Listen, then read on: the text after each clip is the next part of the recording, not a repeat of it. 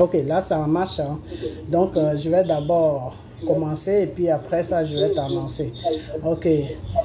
Alors, je vous dis tous bonsoir, bonsoir, bonsoir, bonsoir. Je ne sais pas quelle heure il est chez vous, mais chez moi ici il est bonsoir. On est le soir, donc je vous dis bonsoir.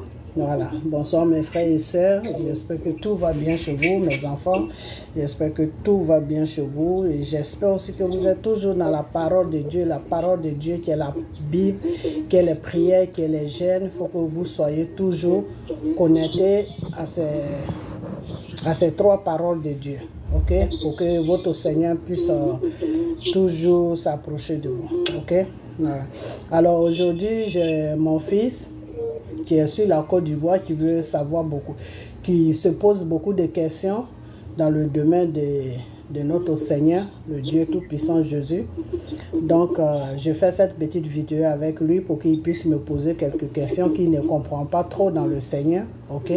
Donc, si je connais, je réponds. Si je ne connais pas, bon, je vais lui dire qu'on passe dessus et je vais aller devant la face de Dieu en prière pour savoir. Et puis, bon, la prochaine fois, peut-être qu'on viendra dessus. Donc, là, il va se présenter et puis, bon, ben, on va commencer. Ok? Voilà. Donc, présente-toi et puis tu commences tes questions. Voilà. Et puis, bon, je vais répondre ce que je sais. Voilà. Donc, vas-y, présente-toi et puis parle un peu plus fort pour qu'on puisse t'attendre. D'accord, d'accord. Voilà. D'accord. Je me présente. Moi, c'est Nyakwa Nyali Didier. Je suis en Côte d'Ivoire. Et je me pose certaines questions sur la Bible, sur Dieu, sur la religion en gros. Donc, ma première question, c'est de savoir si toutes les religions sont identiques. Puisque on a l'islam, on a le christianisme. Maintenant, dans le christianisme, il y a beaucoup... Ok, mon fils, je vais t'arrêter tout de suite parce que, bon, comme tu es un intellectuel, ok? Moi, il y a beaucoup de gens qui me suivent. Il faut que j'aille un peu terre à terre avec eux pour qu'ils puissent comprendre beaucoup de choses. C'est comme Babo, il fait, tu vois, Babo, des fois, quand il parle au public, il ne voit rien, il fait terre à terre pour que tout le monde puisse le comprendre. Alors, moi, c'est comme ça que je fais mes vidéos. Donc, pose des questions qui sont un peu... Enfin, pas les questions, mais ton français, il faut que ça soit un peu modéré pour que tout le monde puisse te comprendre. Voilà. D'accord. Voilà. Ok. La première question, c'est de savoir si toutes les religions sont même chose. Ok. C'est ce que tu veux savoir si toutes les religions sont même chose. Est-ce que c'est ça que tu veux savoir? Voilà, même chose. Voilà. Ok, d'abord, il n'y a pas beaucoup de religions. Il n'y a qu'une seule religion qui est que suivre la voie de notre Père, le Dieu Tout-Puissant Jésus. Donc, c'est la seule religion que le Seigneur a mis sur la terre, que nous devons suivre. C'est la religion, comment on appelle, chrétienne.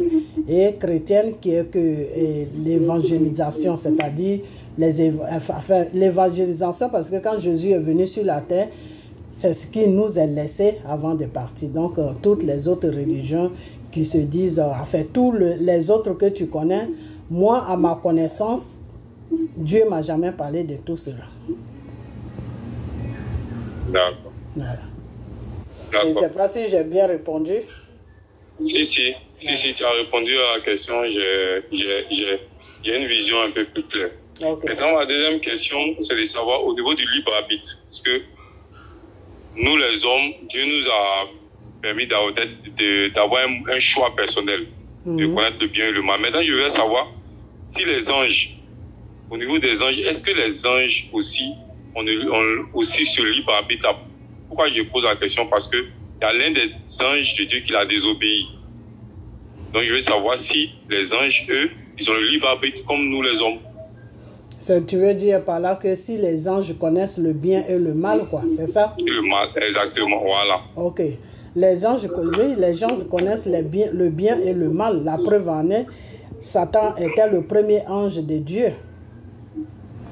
Et il a choisi le mal. Et quand il a choisi le mal, tous les anges qui ont été de son côté, qui ont choisi le mal comme lui, c'est-à-dire qui ont suivi à ce qu'il a fait, Dieu les a tous maudits et c'est ceux-là qu'on appelle les démons. Donc les anges connaissent très bien le bien et le mal et c'est pour cela qu'ils appliquent le mal aux êtres humains. Parce qu'ils savent qu'en appliquant le mal aux êtres humains, ces êtres humains-là seront déconnectés de Dieu parce que Dieu n'est pas un Dieu de mal.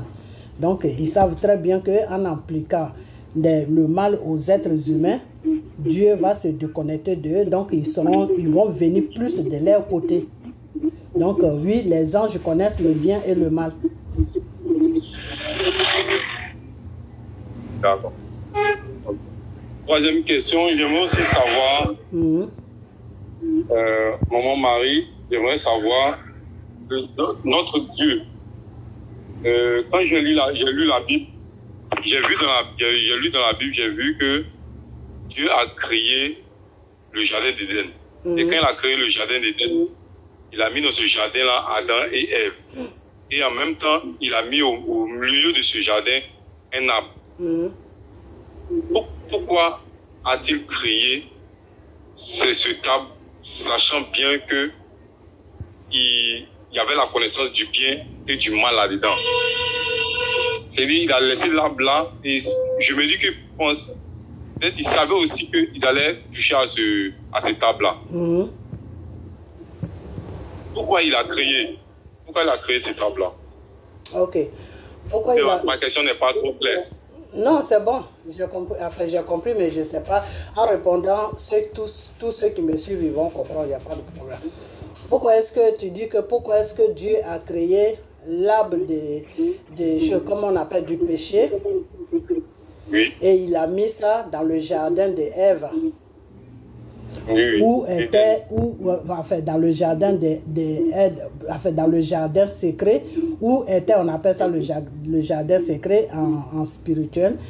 Pourquoi il a mis ça dans le jardin secret alors qu'il savait très bien que Adam et Ève étaient là?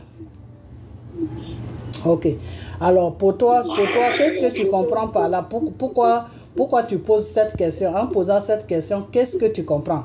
Normalement, c'est toi qui me poses des questions, mais je vais te poser cette question et en fonction de ce que tu vas dire, je vais répondre à ta question. Ok. Je veux dire, quand Dieu qui crée l'arbre et puis il la met, c'est l'arbre du bien et du mal. Et dit à un être humain, ne touche pas à cet arbre-là. Parce que si tu touches, tu vas connaître le bien et le mal. Et si ce n'est pas l'inciter à toucher, et si ce n'est pas l'encourager à toucher cet arbre-là. Puisque nous, les hommes, on se connaît quand on t'interdit de faire quelque chose, tu es poussé un peu à le faire. Donc, comment toi tu comprends ça? Ce que le Seigneur a fait, toi tu comprends, comment tu comprends ça? Moi, je montre Dieu en le faisant, c'est pour voir le libre arbitre de choses, de laisser voir le libre arbitre de l'homme, pour voir que l'homme puisse faire lui son propre choix. Non, c'est ça, tu connais la réponse. Voilà, vas-y. S'il allait goûter ou pas. Ok. Oui. Ok. Donc, en bon français, comment on appelle ça? En bon français, je pourrais dire c'est peut-être le libre arbitre. On peut appeler ça le libre arbitre. Dieu nous donne le libre arbitre. En bon français, on appelle ça, comment on appelle ça? Dieu les a mis en épreuve. Dieu les a mis en épreuve en déposant l'arbre du péché devant eux. Dieu les a mis en épreuve et ils n'ont pas pu, comment on appelle ça, traverser cette épreuve. Ils sont tombés enfin, ils n'ont pas pu, je ne sais pas comment te dire ça, mais ils n'ont pas pu traverser cette épreuve. Parce que des fois, Dieu te met en épreuve. Il sait très bien que tu ne peux pas, tu peux le faire, mais il sait très bien que tu peux faire la chose. Dieu sait que tu peux faire. Dieu savait très bien que Adam pouvait dire oui et non. Ok? Dieu savait très bien que Adam pouvait refuser l'arbre du péché. Mais il a quand même péché. Ça veut dire que c'est une désobéissance. Il a désobéi à Dieu. Dieu a mis cet arbre-là devant lui pour le mettre en épreuve, pour voir jusqu'où son amour pour Dieu pouvait aller. Et jusqu'où son obéissance aussi pouvait aller. Tu vois, et il a échoué à ça. Et c'est le prix que nous payons en ce moment. D'accord. Ouais. D'accord, c'est compris. Et la quatrième question, lorsque je lis ma Bible, je vois un mot qui c'est... Pour une fois, c'est un groupe de mots qui Mais quand je te donne les explications, si tu ne comprends pas bien, il faut me dire que tu ne comprends pas. Hein. Peut-être que je peux formuler ça, voilà, je peux formuler ça une autre manière pour que... Autrement. Voilà. D'accord, maman. D'accord, maman Marie, il n'y a pas de problème. Ok. Donc, selon la Bible, quand je lis la Bible, je vois le mot bouclier, le casque et l'épée de Dieu. Qu'est-ce que ça signifie? Le quoi? Le bouclier, le casque et l'épée de Dieu que Dieu offre aux chrétiens. Je t'offre le bouclier, je t'offre le casque, je t'offre l'épée de Dieu. Qu'est-ce que ça signifie? Ben si tu veux, c'est comme si Dieu te donnait un pouvoir pour aller combattre tes ennemis.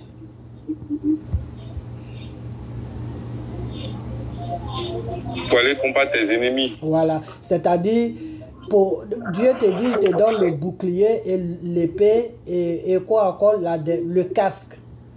Ok? Le casque. Voilà. Et le bouclier. Voilà. Ça veut dire tout simplement que si lui, Dieu, tu crois en lui, que tu mets toute ta foi en lui, que tu restes dans l'obéissance, tu restes dans tout ce qu'il te demande. Voilà, c'est comme s'il te donnait, c'est comme si le Seigneur te donnait, comment on appelle ça, comme s'il te donnait un pouvoir pour battre tes ennemis. C'est-à-dire, tu as tous les outils pour aller en guerre. Et cette guerre, tu vas prendre le dessus sur cette guerre. Pourquoi? Parce que lui, Dieu, tu es dans son... Comment on appelle ça? Tu accomplis sa volonté. Voilà, c'est ça. Tu accomplis sa volonté. Voilà.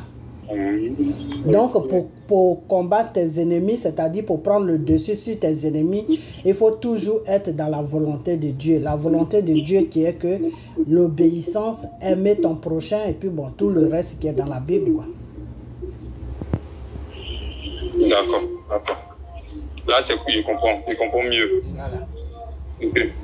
Une autre question, j'aimerais savoir, parce que principalement en Afrique, surtout en Côte d'Ivoire, on assiste à des mariages que certains appellent chrétiens. Mais je constate qu'après quelques temps, ces personnes-là divorcent. Pourtant, ces mariages ont été faits dans la sanctification de Dieu. Ça veut dire que ces mariages ont été sanctifiés par Dieu. Mais malgré ça, les gens divorcent plus. Donc j'aimerais savoir, c'est dû à quoi? Est-ce parce que ces personnes sont dans le faux? Ou bien parce que... Bon, peut-être pas, je me dis peut-être parce que les gens sont dans le faux. Donc j'aimerais savoir, avoir une idée là-dessus. Comment ça devait se passer? Pour éviter les divorces. Okay. Il y a plein de personnes qui se marient en Dieu, mais qui divorcent vite, bizarrement. Yeah. Ok, dans le Seigneur, déjà, le mariage, c'est sacré. Ok? Dans le Seigneur, le mariage est sacré. C'est Dieu qui donne le mariage. Ce n'est pas un être humain qui donne le mariage. Alors, si les gens se marient et puis ils divorcent, ça veut dire tout simplement que, soit s'ils sont des chrétiens, ça veut dire tout simplement que peut-être qu'il y a un qui est vraiment dans la parole de Dieu et l'autre n'est pas dans la parole de Dieu. Est-ce qu'ils se marient dans l'esprit de Dieu? Il y a ça aussi. Est-ce qu'ils se marient devant la face de Dieu? Est-ce qu'ils se marient? Est-ce qu'ils ne font pas un mariage d'intérêt? Est-ce qu'ils ne font pas? Parce que le cas du mariage, c'est beaucoup... Il y a beaucoup de critères que je peux donner. Okay? Il y a beaucoup de critères que je peux donner. Souvent, il y a des gens qui se marient parce que leurs amis aussi sont mariés. Okay? Souvent, il y a des gens qui se marient parce qu'ils cherchent un abri. Il y a des femmes qui se marient parce qu'elles cherchent un abri. Ok? Souvent, il y a des femmes qui, oui, ou bien il y a des hommes qui se marient parce que tout simplement, ils veulent montrer à leurs amis qu'eux aussi, ils peuvent se marier ou bien ils sont mariés. Ou souvent, c'est les soi-disant les pasteurs qui les suent, c'est eux-mêmes qui les poussent à se marier. Alors que ces pasteurs-là n'ont pas prié dessus pour voir si le mariage dans lequel où il va amener l'enfant de Dieu est bon ou n'est pas bon. Tu vois? Donc, pour le mariage, il y a beaucoup de critères pourquoi les gens divorcent. Les gens divorcent tout simplement parce qu'ils sont dans le faux, c'est tout. Parce qu'ils sont dans le faux. Parce qu'un vrai mariage qui vient de Dieu ou un vrai mariage qui vient de deux êtres humains que Dieu a créés, si les deux s'aiment vraiment, s'il y a l'amour vraiment qui règne entre les deux, et quand ils se marient, ils deviennent une seule personne, je ne vois pas ce qui peut les séparer. Je ne vois pas ce qui peut les séparer parce que l'amour peut supporter tout. Le vrai amour peut supporter tout. Le vrai amour peut supporter la souffrance. Le vrai amour peut supporter la pauvreté. Le vrai amour peut supporter tout. Donc, peut tout supporter. Voilà, peut tout supporter. Donc, s'ils se marient et puis ils divorcent, ça veut dire que soit ils se marient pour un intérêt, soit la femme veut se marier parce que, bon, peut-être qu'elle est fatiguée de rester célibataire, elle se dit que ses copines se marient, donc elle aussi lui faut un mari, et après elle rentre dans le foyer, elle se rend compte que l'homme qu'elle voulait, c'est pas celui-là qu'elle a marié, ou bien l'homme aussi, peut-être qu'il se marie avec la femme parce qu'il voit que la femme a un peu de moyens, que financièrement la femme peut le supporter. Et puis il rentre dedans, il voit que bon, l'argent qu'il cherchait derrière la femme ou bien la sécurité financière qu'il cherchait derrière la femme, il voit qu'il a ça, mais il n'a pas d'amour avec ça, il ne ressent rien pour cette femme, il ne ressent pas l'amour. Parce que je vais te dire une chose, mon fils, que l'amour qui est là, quand deux personnes se marient, si les deux personnes s'aiment vraiment réellement, ils peuvent tout supporter, ils peuvent tout traverser. Tu vois? Alors que si les deux personnes ne s'aiment pas, qu'ils se sont mariés pour un intérêt, ils ne peuvent pas supporter, ils ne peuvent rien supporter, ils vont se séparer.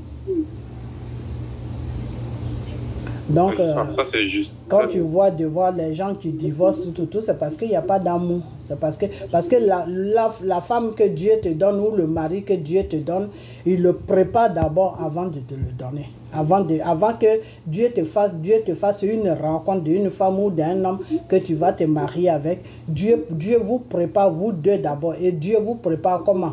Dieu vous prépare sur le plan d'amour, sur le plan de supporter son prochain. Donc, ton prochain, quand il va faire quelque chose, tu vas le regarder comme ton frère, donc tu vas te dire, celui-là même, tout ce qu'il fait là, je m'en fous de ça.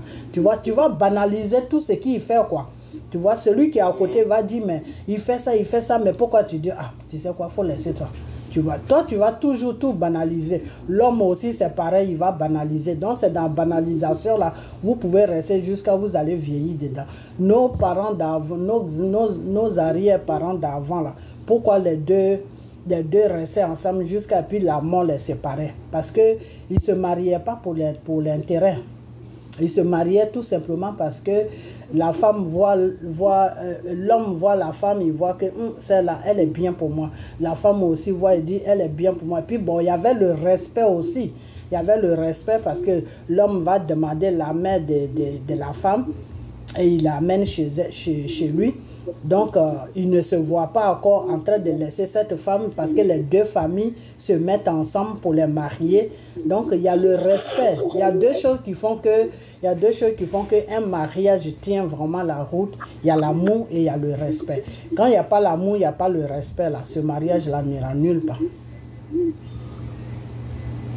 Okay.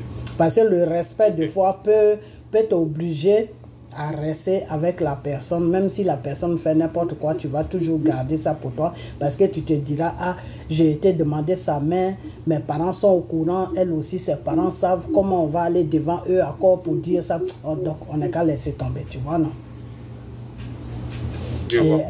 Et avec le temps, l'amour commence à se créer entre les deux personnes, quoi. Donc souvent, il y a beaucoup de gens, surtout les chrétiens divorcent beaucoup. Pourquoi? Parce que et ils se font marier par des pasteurs. Déjà, eux-mêmes, ces pasteurs-là n'ont pas été appelés par le Seigneur.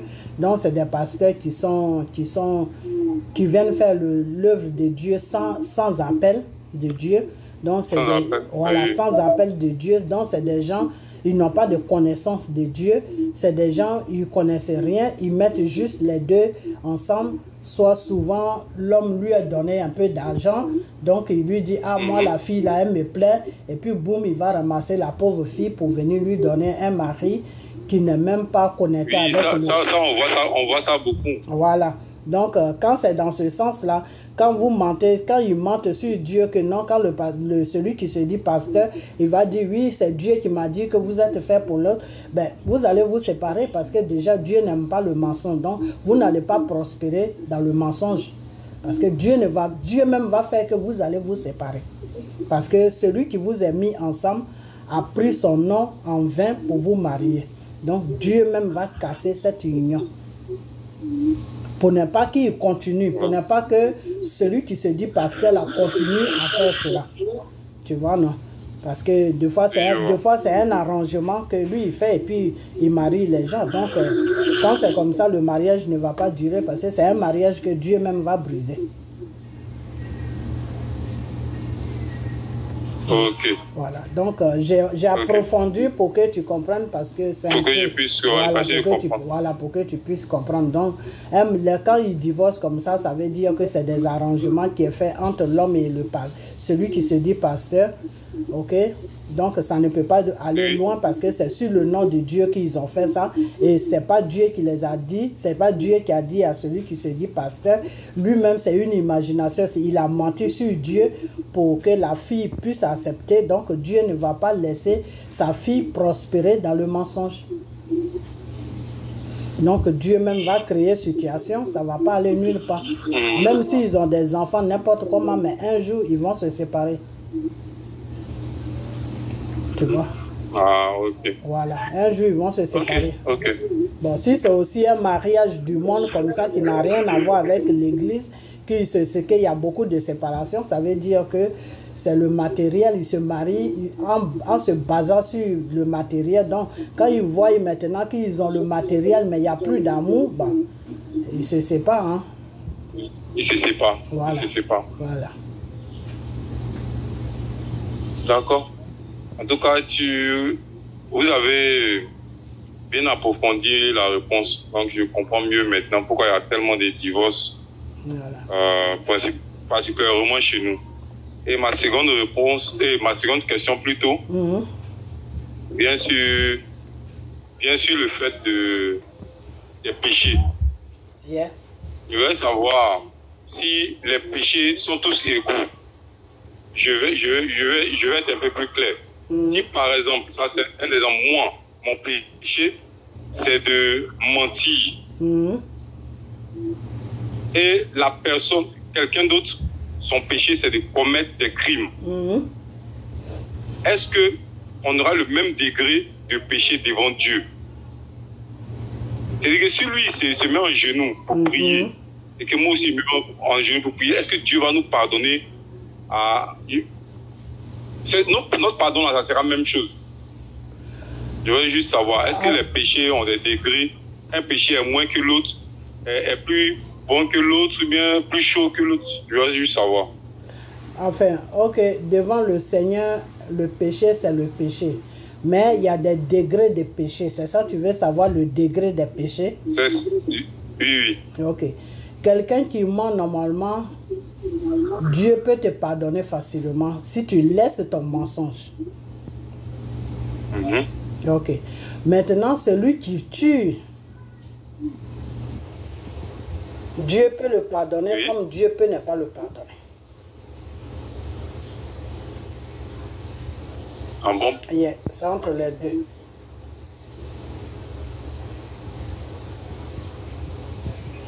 Comment il peut le pardonner comme il peut? Dieu peut le pardonner, Dieu peut ne pas le pardonner. Tout dépend maintenant de Dieu. Dieu peut le pardonner et comme Dieu peut ne pas le pardonner. Pourquoi j'ai dit Dieu peut le pardonner, Dieu peut ne pas le pardonner? Parce que l'esprit et l'âme qui est dans l'être humain, c'est Dieu qui a mis ça dedans. C'est Dieu qui a créé l'être humain. Dieu a créé l'être humain avec lui, son esprit.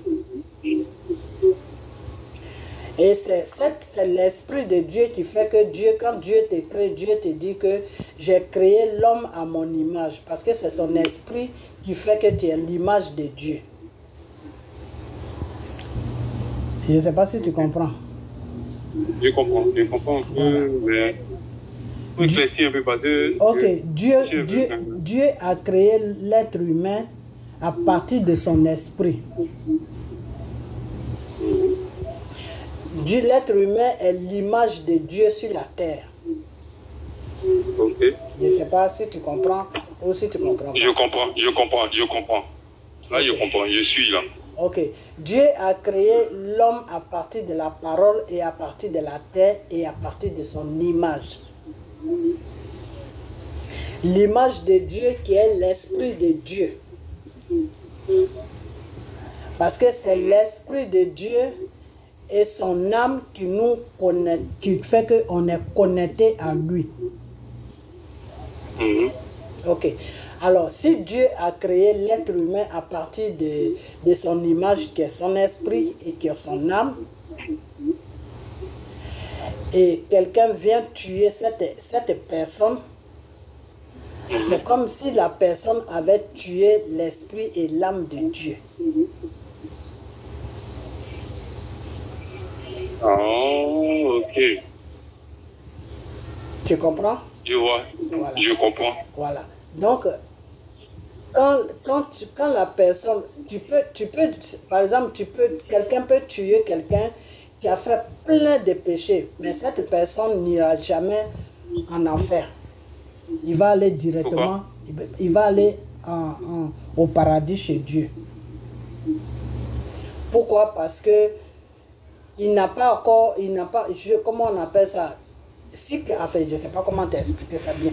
Quelqu'un qui vient le tuer, normalement, Dieu ne te donne pas le droit de tuer ce que lui, il a créé. Et c'est pour cette raison même que, pour que tu puisses comprendre bien, on va aller de ce côté. C'est pour cette raison que quand Satan doit tuer quelqu'un, il demande toujours la permission à Dieu. Toujours. Toujours. Il demande la permission à Dieu. Tout être humain que Satan doit tuer, il demande la permission à Dieu.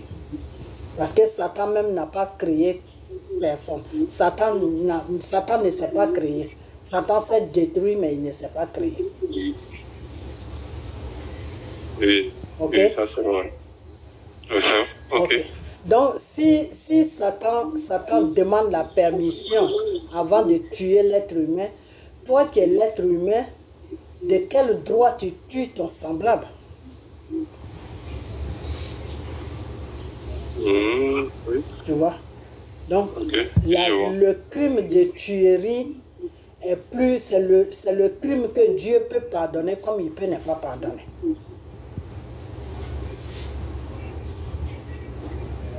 Voilà. Là où le sang est versé, Dieu peut pardonner comme il peut ne pas pardonner. D'accord. Donc, c'est un crime, c'est des choses que Dieu peut pardonner comme Dieu peut ne pas. Bon, maintenant, quand on met tout en gros, un péché, tout péché n'est pas bien devant le Seigneur.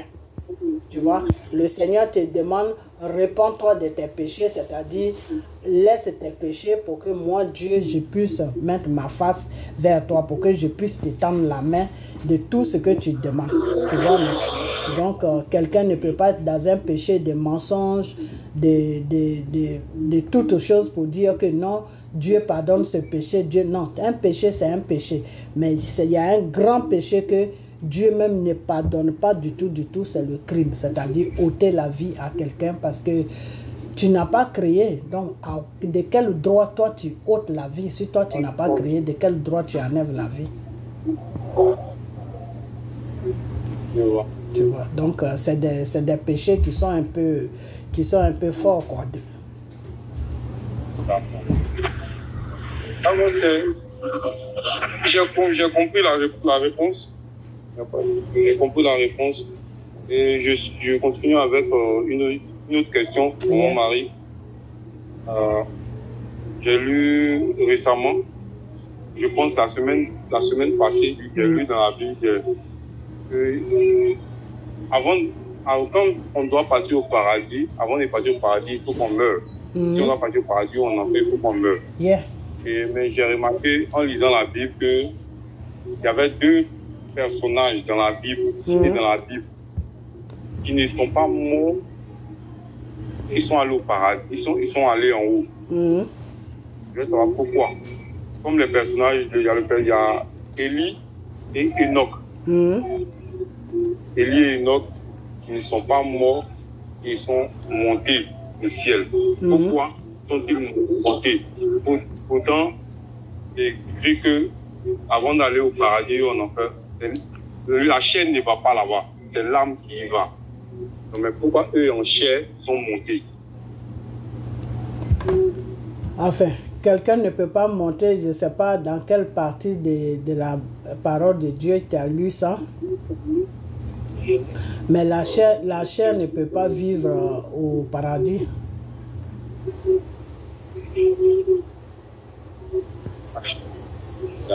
Tu es sûr que tu as bien lu ça comme ça? Si, j'ai lu ça comme ça, j'ai même noté, mais malheureusement pour moi, j'ai pas eu l'idée de noter le livre. Mais je pense que prochainement, mais je vais vous envoyer ça sur votre lien. Bon, le problème aussi que je peux dire, c'est que bon, la chair ne peut pas vivre au paradis.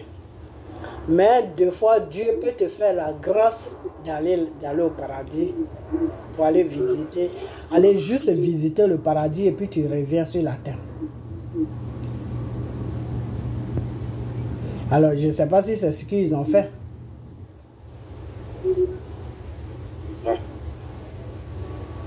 Ok, néanmoins, je vais vous envoyer le livre. Non, qu'est-ce qu'eux ils ont fait? Ils sont allés visiter pour revenir ou bien ils sont allés... Non, ils ont été enlevés.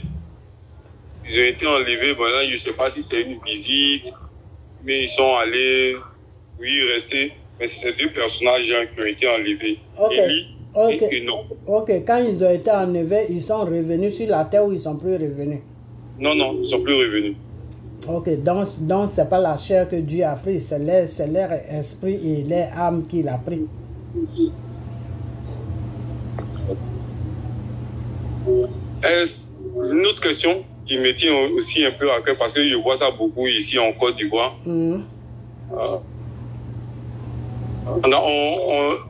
On remarque qu'il y a des pasteurs, des pasteurs qui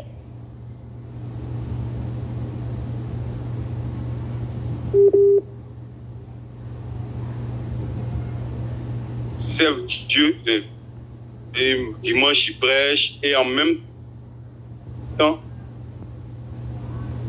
ils ont un travail à plein temps. Mais est-ce que c'est normal que quelqu'un se dise pasteur, un travail de pasteur et en même temps un travail normal? Oui, c'est possible. Oui, c'est possible. Quelqu'un peut être pasteur et puis travailler. Oui, c'est possible. Ça dépend s'il a reçu l'appel de Dieu. S'il a reçu l'appel de Dieu, le temps que Dieu est en train de le travailler doucement, il peut toujours continuer son travail jusqu'à ce que Dieu lui dise d'arrêter de travailler et de se concentrer vraiment sur son œuvre. Ça peut arriver.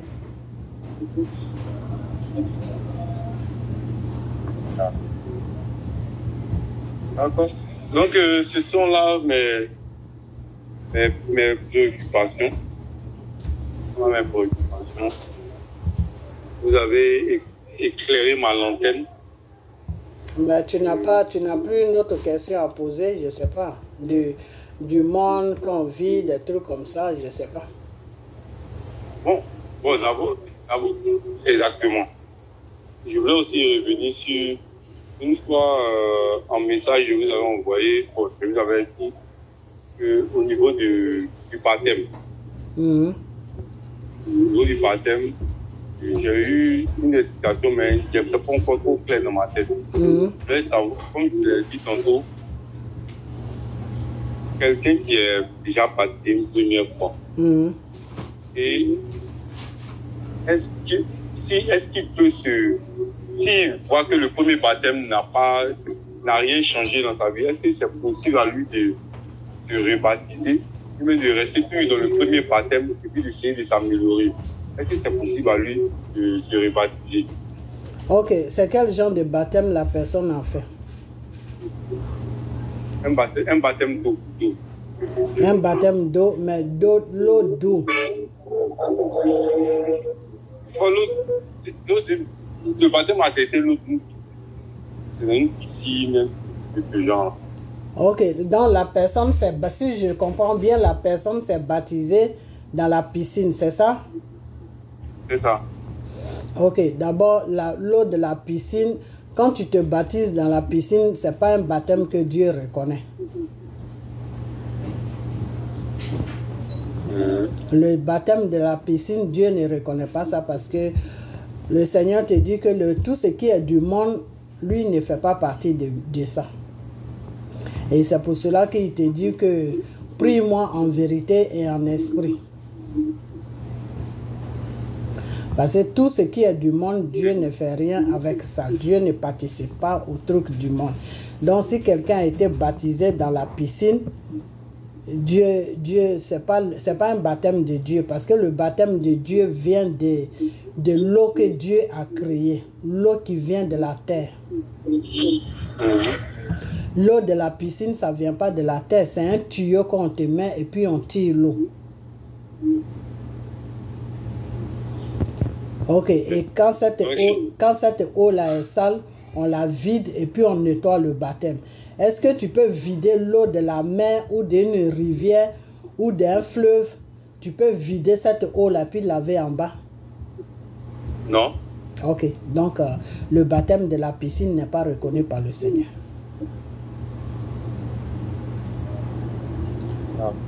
Quand Jésus s'est fait baptiser, il s'est baptisé à la piscine?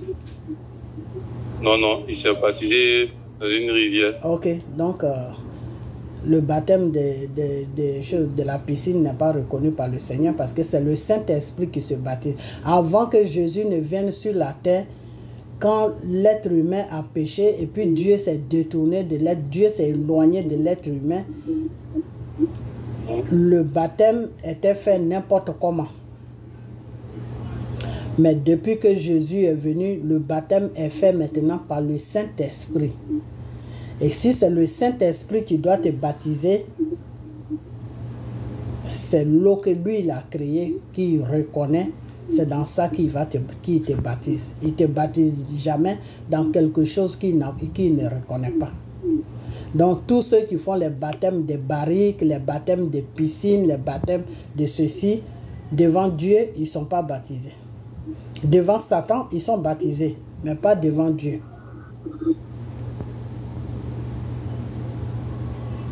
Et ce baptême-là appartient à Satan.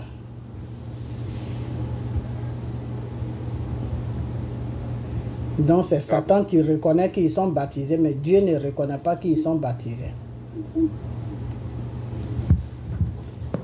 Parce que le sens du baptême, à ton avis, le sens du baptême, c'est quoi? C'est pour renaître de nouveau. Pardon? Pour moi, le sens du baptême, c'est renaître de nouveau. Ok, et quand tu es renaître de nouveau, ça veut dire quoi? C'est-à-dire que tu es une nouvelle personne, tu es un serviteur de Dieu, tu es saint, tu n'as plus droit à l'erreur. C'est comme ça que j'entends ça. C'est ça le baptême? Oui, selon moi. Ok. Le baptême, normalement, c'est une alliance que tu cites avec le Seigneur. Tu tisses avec le Seigneur de vivre, de mourir, que tu es mort avec lui et tu as été ressuscité avec lui. Et que le baptême donne droit à Dieu de t'appeler son enfant. C'est tout. Ok. Yeah. C'est le baptême qui donne tout le droit à Dieu sur toi. Donc, mon fils, si tu n'es pas baptisé, il faut chercher à te faire baptiser.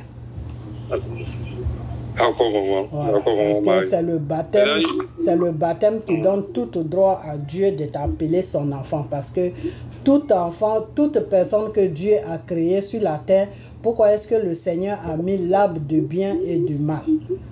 C'est pour que l'être humain qu'il a créé puisse faire son choix de où il veut aller. Ok? Parce que avant que le Seigneur ne crée l'être humain, quand il a annoncé cette nouvelle à Satan qui était son ange, parce que Satan était le premier ange de Dieu, donc quand il a annoncé la nouvelle à Satan pour dire que je vais créer des êtres humains qui vont vivre sur la terre parce que la terre est vide, il n'y a personne sur la terre, il n'y a que des animaux. Donc il faut que je crée des êtres humains parce que les animaux que j'ai créés ne peuvent pas me louer et m'adorer. Donc je dois créer des êtres humains qui vont me louer et m'adorer. Et quand il a dit ça à Satan, Satan s'est imposé complètement à la décision de Dieu. Satan a dit non, il n'en est pas question que tu crées des êtres humains. Nous, on est déjà là, on fait tout pour toi. Il n'en est pas question que tu crées des êtres humains. Le Seigneur a dit que je ne t'ai pas demandé ton avis. Je te dis ça pour que tu saches. Et que ce n'est pas à toi de me dire ce que je dois faire ou ce que je ne dois pas faire. Parce que si je voulais vivre moi seul dans la nature, je n'allais pas te créer toi-même parce que toi-même c'est moi qui t'ai créé. Donc si je raisonnais comme toi, Satan, tu raisonnes là. Toi, Satan, même tu n'allais pas être devant moi pour me parler. Donc ce que je te dis, tu dois l'accepter et puis c'est tout. Et quand le Seigneur a dit ça à Satan, Satan a été voir les anges pour leur dire que vous avez vu Dieu, il veut créer des êtres humains pour nous négliger l'amour qu'il nous donne là, il pourra plus nous donner cet amour. Donc quand Satan a dit ça, il y a eu une division. Il y a eu une division dans le royaume de Dieu. Une division, les anges se sont divisés. C'est pour ça qu'on dit toujours que Satan divise pour régner.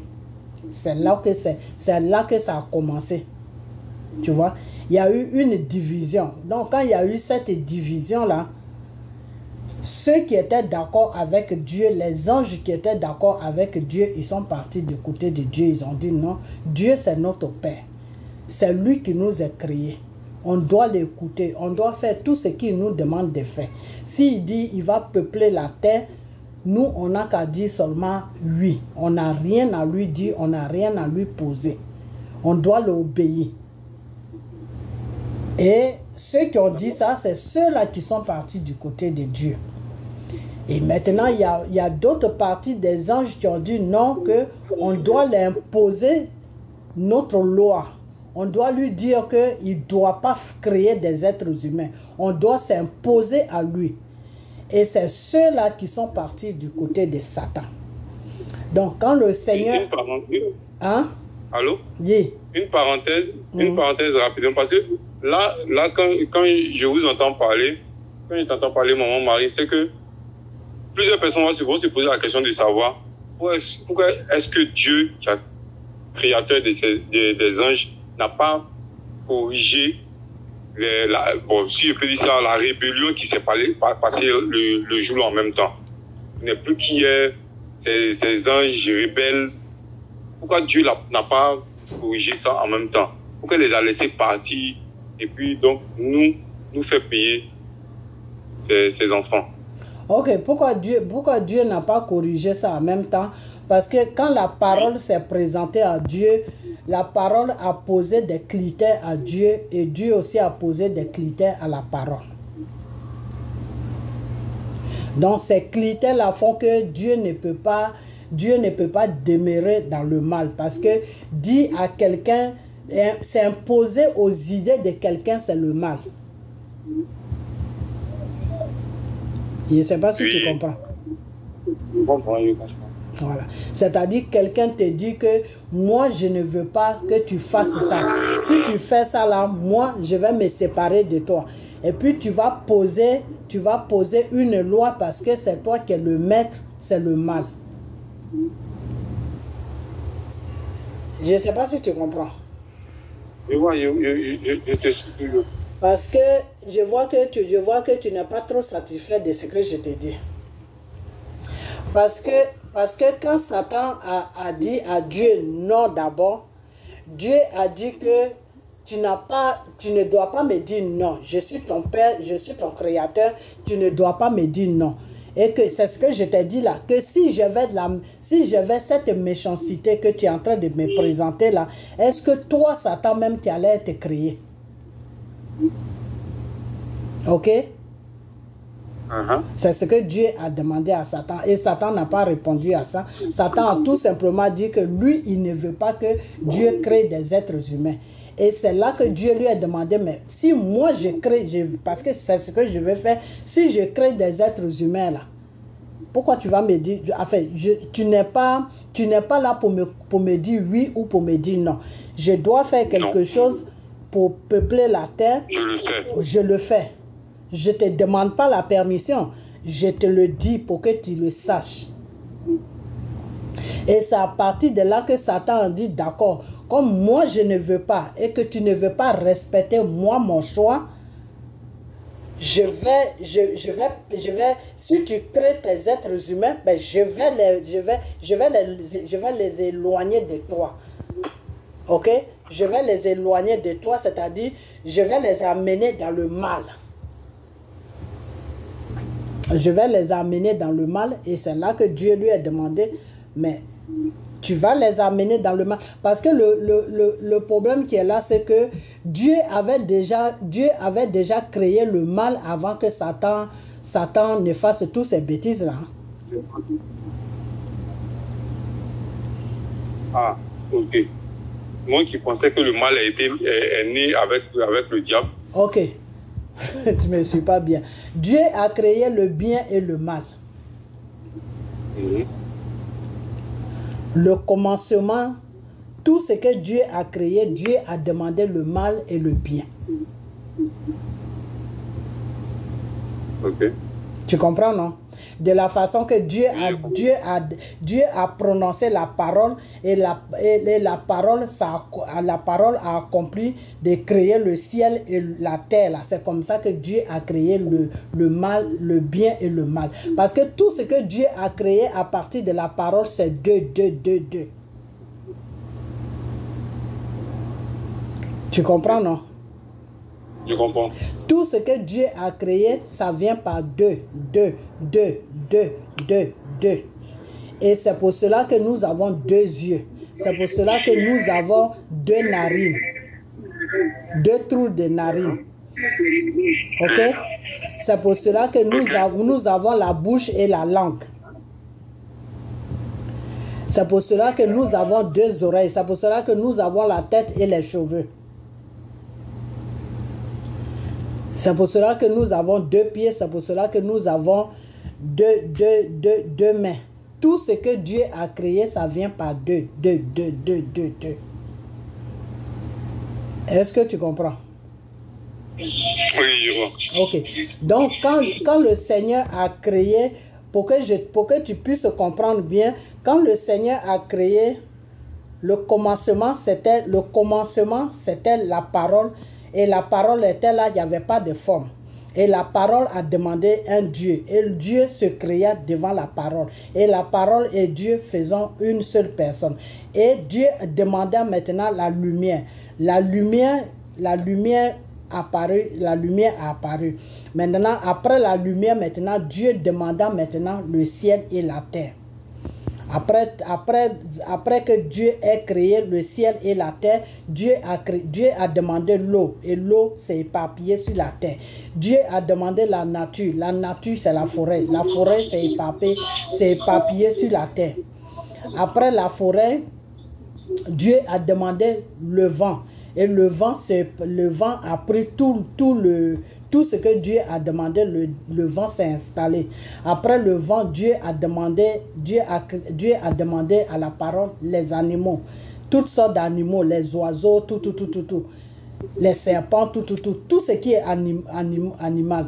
Et Dieu a demandé cela par la parole et ça s'est accompli.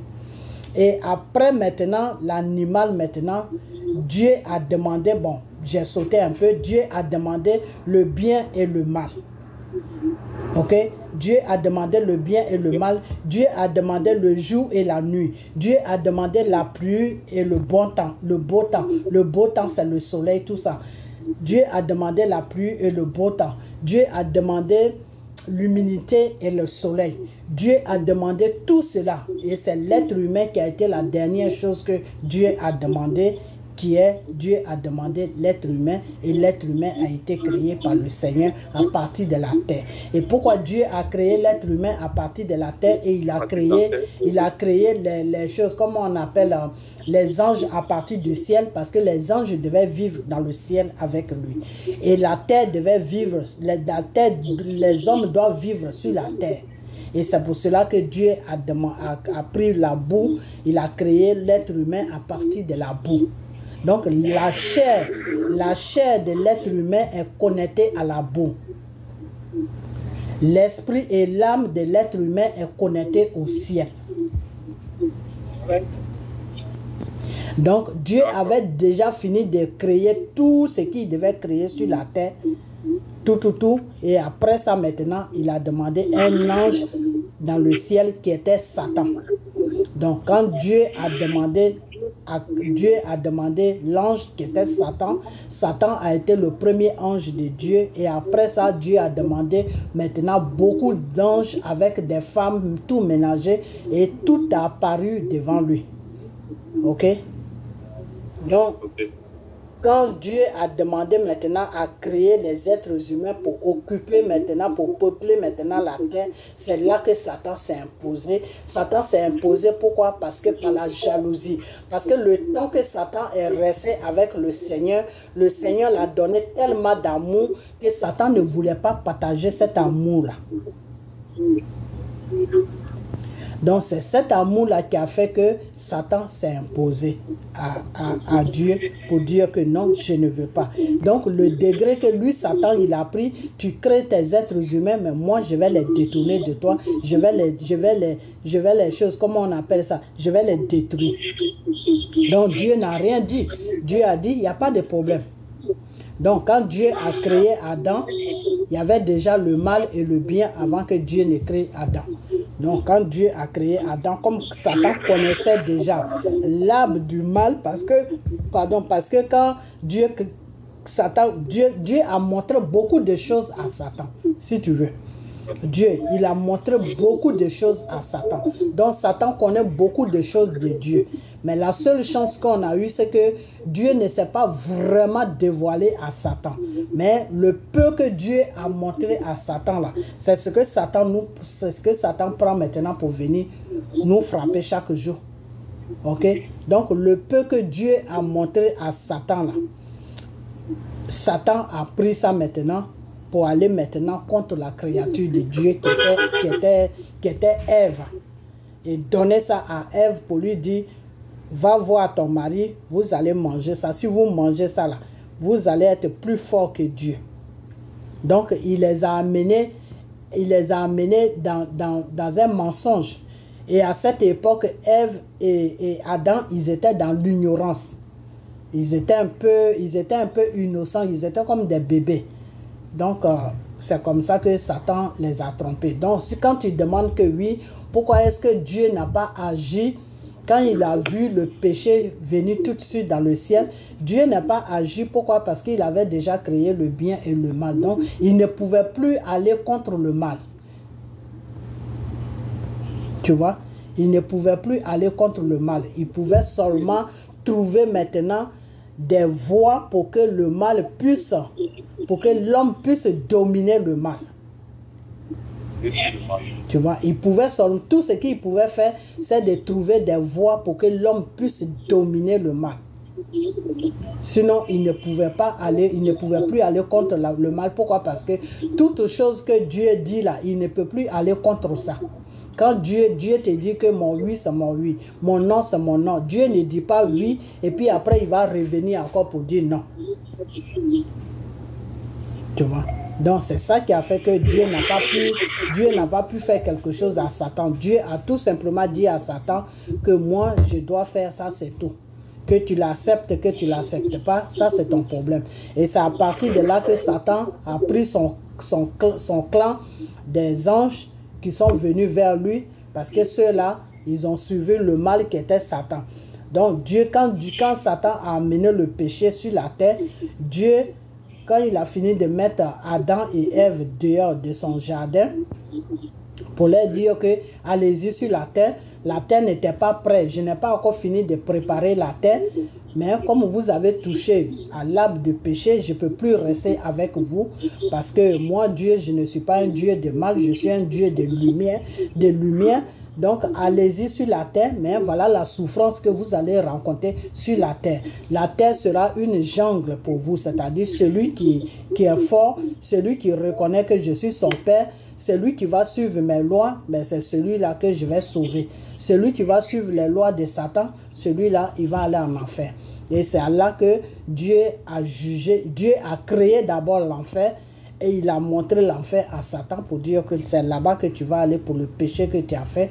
Parce que je t'avais dit de m'obéir. Et comme tu es rentré dans la désobéissance, tu m'as désobéi et tu as poisonné ce que moi j'ai créé.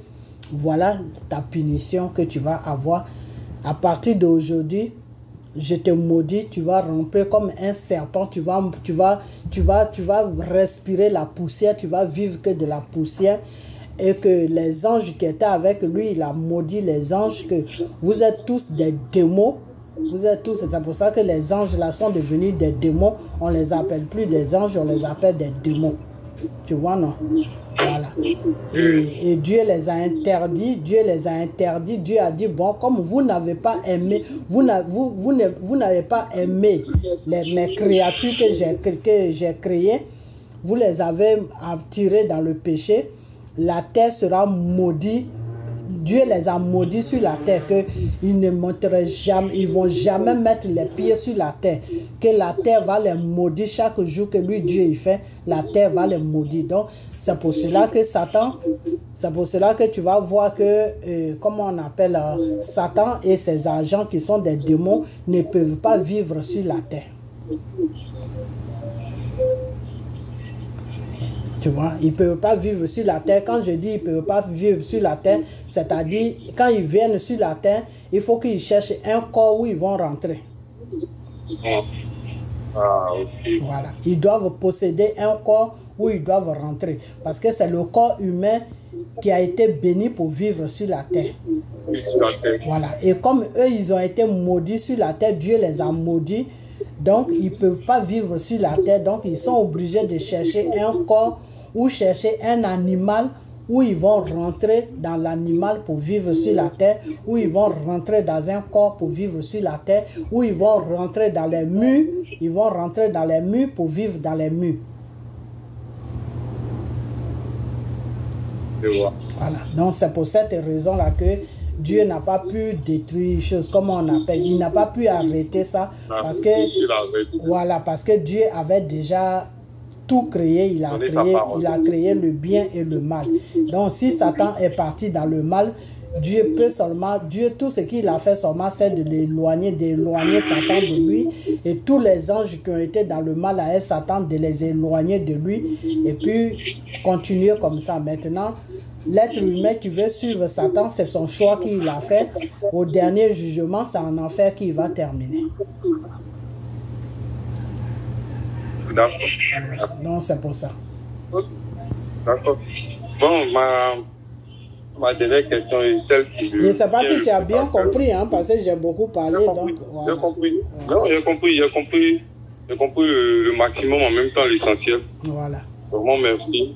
Et comme je disais, la dernière question qui me tient vraiment à cœur, c'est comment, moi personnellement, je peux me connecter à Dieu. qu'est-ce que je dois faire pour me connecter à Dieu? Qu'est-ce que tu dois faire pour te connecter à Dieu? La seule chose que tu dois faire pour te connecter à Dieu, c'est de marcher selon la volonté de Dieu. C'est tout. Il n'y a rien à faire. C'est tout. Hein? Marcher selon sa volonté. Et si je marche selon sa volonté, que de temps en temps je pêche, et à chaque fois que je pêche, je demande pardon. Est-ce que, comme c'est écrit, Dieu est notre Père, est-ce que à chaque fois il va me Et puis j'avais oublié une chose aussi, tu m'excuses. Dieu, quand Dieu a créé tout ça, il a créé le pardon, il a créé dans le mal, il a créé aussi le pardon, de pardonner à ses enfants. Et c'est pour cette raison qu'il était obligé d'amener Jésus sur la terre pour que Jésus puisse abolir le péché pour nous, pour que le Dieu il puisse nous pardonner. Parce qu'il a demandé ça à la parole aussi, que tout ce que la parole lui a dit, tout ce que tu vas demander va s'accomplir. Et tu ne pourras plus aller contre cela. Tu comprends, non? Voilà, tu ne pourras pas aller contre cela. Donc Dieu, dans sa parole, il y a le pardon aussi qu'il a demandé. Donc c'est pour cela que nous avons droit au pardon. Et aussi parce que son fils aussi lui est demandé, de nous pardonner. Donc à cause de Jésus, aujourd'hui, Dieu nous pardonne aussi. Voilà, donc tu peux poser ta question maintenant. La question, c'est celle que j'ai posée. Comment me connecter à Dieu? Ok, comment te connecter par la parole et par la bouche. Ok, comment te connecter à Dieu, c'est que il faut beaucoup nourrir la parole de Dieu en toi. Il faut nourrir ton esprit et ton âme. Il faut beaucoup les donner à manger parce que ton esprit et ton âme ont faim.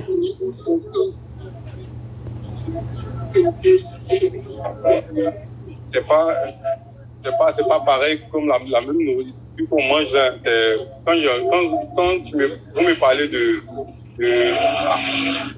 nourriture, je fais allusion à lire la Bible, prier, c'est ça, non?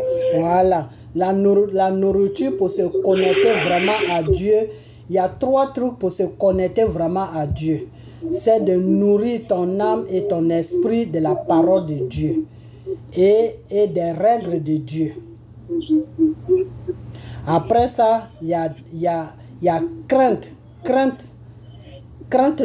avoir la crainte de Dieu. Après la crainte de Dieu, il y a l'obéissance, obéir à Dieu. C'est les 3 trucs là. Si tu es dans les 3 trucs là, le Seigneur va s'approcher de toi. Et si tu dois faire son œuvre, tu vas faire son œuvre et toi-même tu vas voir sa gloire dans ta vie.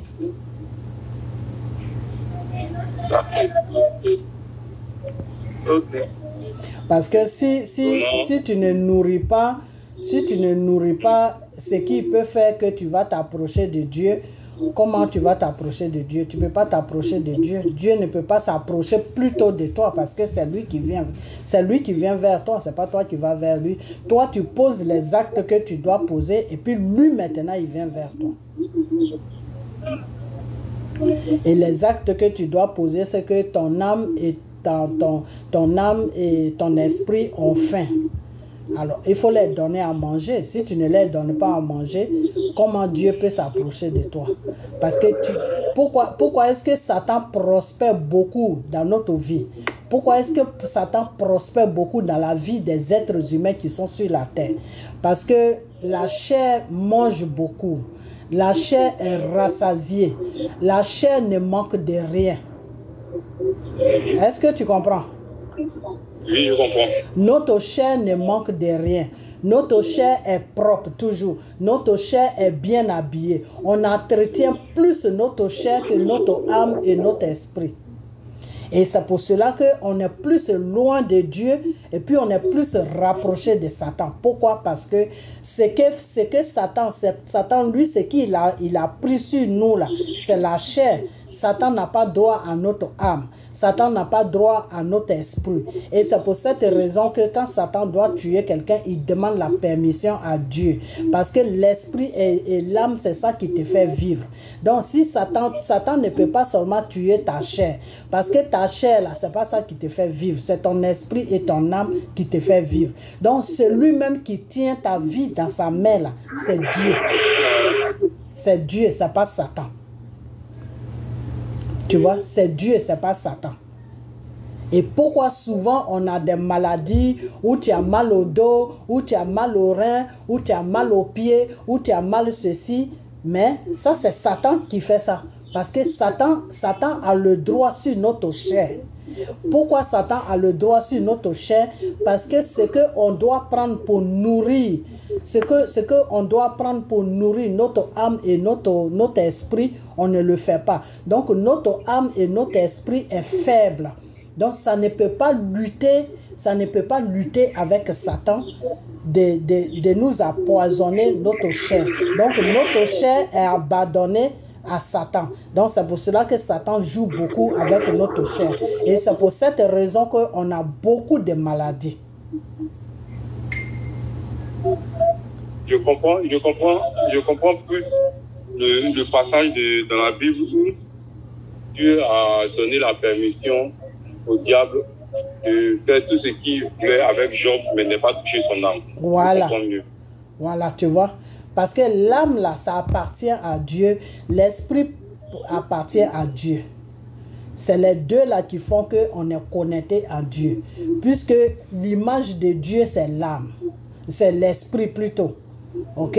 Donc, le Seigneur te dit que si ton esprit a faim, si ton âme a faim, mais je vais m'éloigner de toi parce qu'il n'y a plus de connexion entre toi et moi. Parce que ce qui va faire que je vais m'approcher de toi a faim. Tu ne donnes pas la nourriture à ça. Tu ne pries pas, tu ne gênes pas, tu ne lis pas la Bible. Même si tu ne peux pas lire la Bible, mais il faut prier beaucoup, il faut gêner. Si tu restes dans les deux trucs là, et que tu connais un peu la parole de Dieu, tu sais que ça, là, Dieu dit c'est pas bon, ça, là, Dieu dit c'est bon, ça, là, Dieu dit c'est pas bon, ça, là, Dieu dit c'est bon. Tu connais un peu les règles de la Bible, même si tu ne lis pas la Bible, mais tu gênes, tu pries, Satan ne peut rien faire avec toi. Satan, là, il peut rien faire avec toi. Et tu peux avoir des maladies, mais dès que tu as une maladie et puis tu fraîchis genou net, la maladie disparaît dans ton corps. Amen. Tu vois. Alors, ce qu'on doit faire pour prendre le dessus sur Satan, on ne fait pas ça. On fait plutôt des choses pour que Satan prenne le dessus sur nous. Et c'est dans ça qu'on vit tous. Tu vois. Parce qu'on ne nourrit pas notre âme et notre esprit. Ils ont faim. Tu vois. Notre âme et notre esprit a faim. Mais la chair n'a jamais fait. La chair réclame la nourriture, on lui donne la nourriture. La chair réclame le plaisir, on lui donne le plaisir. Tout ce que la chair réclame là, on lui donne. Donc on vit, si tu veux, on est plus en contact avec qui? Entre Dieu et Satan. On est plus en contact avec Satan. Voilà, c'est pour ça qu'il n'y a rien qui va dans notre vie. C'est pour ça qu'il n'y a rien du tout qui va dans la vie des gens. Et ils disent que non, c'est parce qu'ils m'ont maudit, c'est parce que ceci, c'est parce que non. Si tu suis les règles de Dieu, là, même ton propre père, ta propre mère ne peut rien contre toi. À moins que tu fais quelque chose qui est contre la loi de Dieu, puisque Dieu te dit que c'est les deux êtres humains là que j'ai choisi pour que tu puisses venir sur la terre. Donc tu leur dois respect. À moins que tu les dois pas respect, tu les insultes, tu les dégrades, là c'est autre chose. Tout ce qu'ils vont dire, Dieu va permettre à ce que ça t'atteint pour te donner une correction. Mais si tu obéis à tes parents et que tu es normal avec tes parents, il n'y a aucun être humain, même tes propres parents, même ton père ou ta mère, il n'y a rien qui va te déstabiliser. Rien. Parce que même si tes parents ne sont pas bien avec toi, puis toi tu es bien avec eux, tout ce qu'ils vont faire contre toi, là, ça ne pourra jamais t'atteindre. Parce que Dieu sera là toujours pour te protéger. Parce que tu sais, au fait, je vais te dire quelque chose qui va te choquer. Parce que tu es un homme, donc ça va te choquer. La personne qui donne la vie, là, c'est Dieu. Et la personne qui permet maintenant à ce que la vie soit consommée sur la terre, c'est la femme.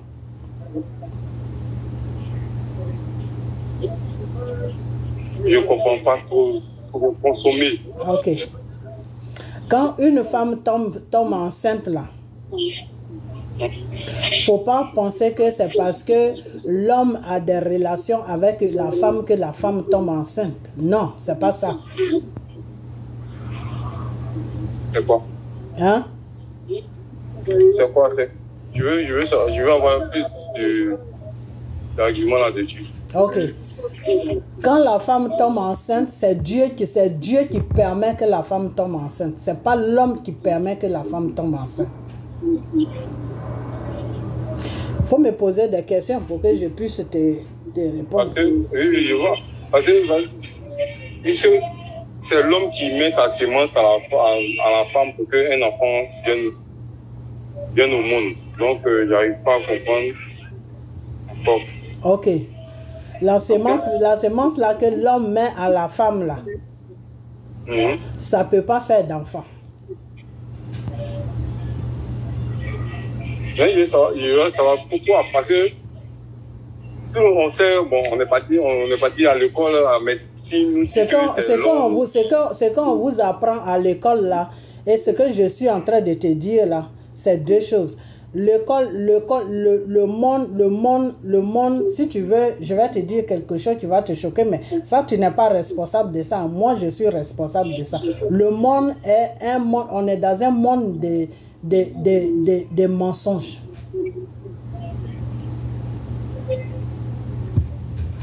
Ok?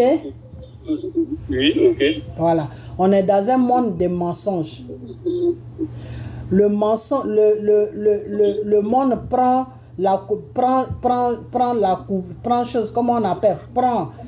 la loi de Dieu et même le monde prend la loi de Dieu et ils prennent la couverture des mensonges et ils couvrent la loi de Dieu. Ok, tu ne comprends toujours pas ce que je veux dire. Je vais aller en profondeur. Quand un homme et une femme ils sont ensemble. Si Dieu ne les permet pas d'avoir d'enfants, l'homme va beau avoir des relations avec la femme pendant des années et des années et des années. Si Dieu ne permet pas, il n'y aura jamais d'enfants.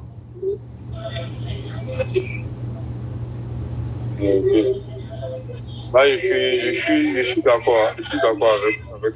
Ok, parce que ce qui fait que l'homme croit que c'est lui qui a donné, c'est lui qui a fait l'enfant à la femme là.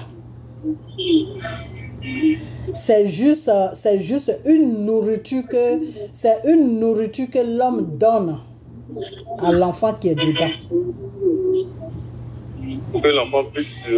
Pour que l'enfant puisse se développer. Ok. Sinon, au fait, le commencement, c'est pas l'homme qui commence, mais l'homme maintenant accomplit. Ce qui était déjà. Ce qui est déjà mis par le Seigneur. L'homme accomplit ça maintenant. Si tu veux, c'est un devoir que l'homme est en train de faire. Ok. Parce que ce qui fait qu'une femme tombe enceinte, c'est l'Esprit de Dieu. Ok? Ok. Voilà. Donc, si Dieu ne met pas son esprit à la femme, c'est pas seulement les trucs de l'homme,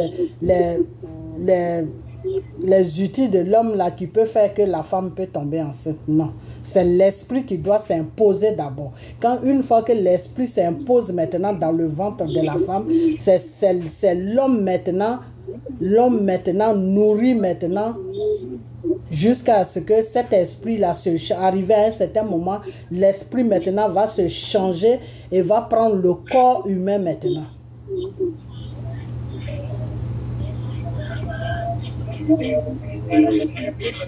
Je vois. Et pour ne pas que Dieu choque le monde, pour ne pas que le Seigneur choque le monde, c'est pour cela que le Seigneur a toujours dit à la femme que sans un homme, tu ne peux pas faire d'enfant. Voilà. Parce que pour ne pas que le monde soit choqué. Ok? Et c'est pour ne pas que le monde soit choqué aussi, quand le Seigneur a amené son esprit sur Marie et Jésus est sorti de Marie, et Dieu a dit à le fiancé de Marie, comment il s'appelle même, j'ai oublié son nom. Dieu a dit à Joseph de ne pas quitter Marie, de rester à côté de Marie jusqu'à ce qu'elle accouche. Pour ne pas que les gens soient choqués.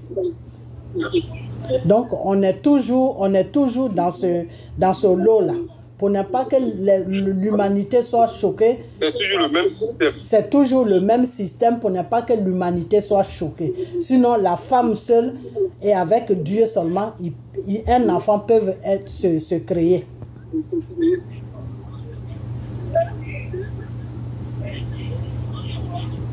Tu comprends? Oui, je comprends. Voilà. C'est pour cette raison que la femme et l'enfant sont plus attachés par rapport à l'homme. Tu vas voir une femme, elle peut laisser son enfant, elle peut partir n'importe où, mais son cœur sera toujours sur son enfant. Et l'enfant aussi va chercher toujours sa mère. Mais par contre, le père, l'enfant peut chercher le père et peut ne pas chercher le père, il s'en fout. L'amour n'est pas pareil. L'amour d'une mère et l'amour d'un père n'est pas pareil. Pourquoi? Parce que Dieu a plus connecté la femme à l'enfant que l'homme à l'enfant.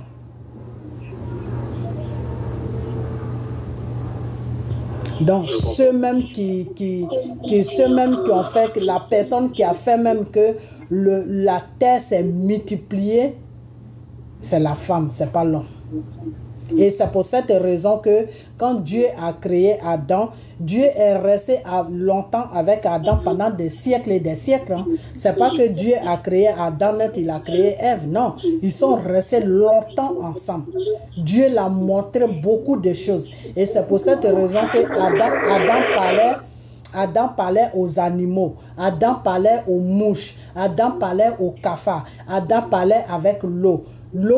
Adam comprenait le langage de tous ces trucs-là. Tu vois? Mais après, quand Dieu s'est assis, il s'est dit, non, mais j'ai créé la terre. Pour que la terre se multiplie, il faut une femme. C'est pour cela que Dieu a créé Ève. Sinon, si c'était que les deux allaient ensemble, il fallait à tout prix les deux pour multiplier la terre. Dieu allait parce que pourquoi est-ce que Dieu a créé Adam et a créé Adam et puis a créé Ève? Parce que c'est l'homme qui est toujours le chef de famille. Dieu a toujours mis l'homme le chef de famille, même si l'homme n'accomplit pas ce devoir-là, mais il est toujours l'homme de famille. Et c'est pour cela que tu vas voir des fois que tu peux marier une femme, si la femme ne met pas au monde, elle peut aller faire tout ce qu'elle veut et puis ramener des enfants dans la maison. Tu vois? Par contre, si Dieu ne donne pas cette chance à la dame, à la femme plutôt, d'enfanter, si par exemple quelque part elle a été fait n'importe quoi et puis Dieu l'a punie ou je ne sais pas quoi, elle peut rester dans la maison avec l'homme pendant 200 ans, il n'y aura jamais d'enfant.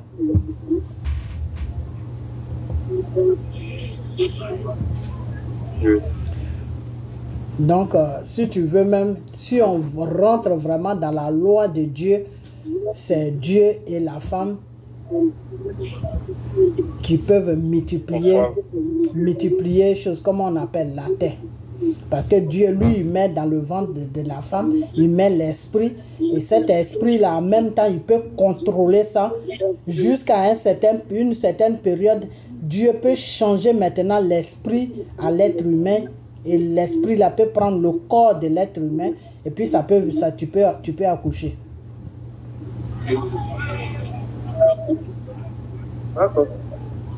Voilà. C'est compris. Voilà. Donc, pour plus se rapprocher de Dieu, c'est les 3 trucs là que tu dois faire, c'est-à-dire rester dans l'obéissance avec le Seigneur, avoir la crainte de Dieu. Je ne sais pas si tu comprends ce que ça veut dire, la crainte de Dieu. La crainte de Dieu. La crainte de Dieu, respecter ses commandements. Non, c'est pas ça la crainte de Dieu. C'est pas ça la crainte de Dieu.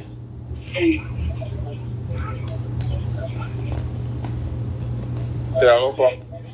Parce que selon moi, craindre quelqu'un, tout d'abord, dire ce qu'il fait, faire ce qu'il dit. Faire ce qu'il dit, donc il obéit. Ça va toujours dans la crainte de Dieu. Donc quand tu crées quelqu'un, tu obéis à la personne, tu fais ce qu'il dit. Donc, selon moi, c'est ça, c'est craindre Dieu. Pour moi, hein. Le premier commandement que le Seigneur te donne, la crainte de Dieu, c'est d'aimer ton prochain comme toi. Aime ton prochain comme toi-même. Yeah. Aime ton prochain comme toi-même. La deuxième chose, c'est de t'éloigner du péché. Tout ce qui est péché, là, il faut t'éloigner de ça.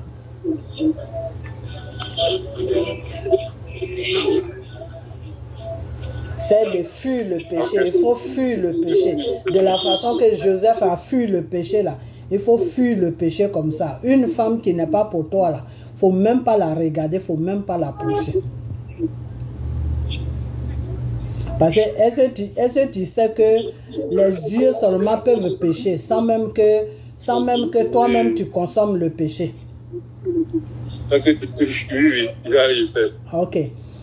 Donc, il faut toujours t'arranger à ce que tes yeux ne pêchent pas. Quand avant de sortir de chez toi le matin, il faut dire à Dieu, Seigneur, il faut fermer mes yeux sur tout ce qui est péché. Le péché que mes yeux peuvent prendre dehors là, il faut fermer mes yeux à ça. Parce que même si je ne pêche pas, même si ma chair, moi, mon esprit, mon corps, mon esprit et mon âme ne pêchent pas contre toi, je ne veux pas que mes yeux pêchent. Donc, ferme mes yeux sur tout péché qui est dehors. À chaque fois que tu pries, il faut demander comme ça à Dieu.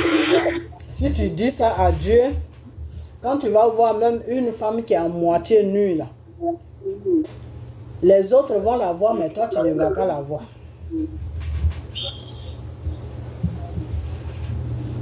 Tu vois, les autres vont la voir, mais toi, tu ne vas pas la voir.